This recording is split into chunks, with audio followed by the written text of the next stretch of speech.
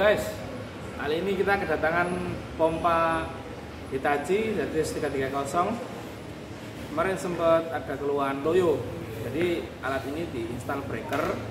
Ternyata breakernya pukulannya tuh tidak mantap, kenceng. Akhirnya kita cek, setelah dicek itu pressernya memang pompa sebelahnya itu cuman mentok 150 kilo. Jadi kita putuskan untuk turun pompa. Setelah kita turunkan, ternyata hasilnya memang ada yang kalah di valve plate-nya sama silinder block.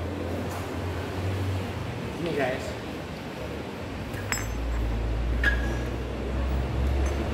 Terus setelah kita mau berikan, mau kita ganti, hari ini kita mau assembly. Ikuti terus guys.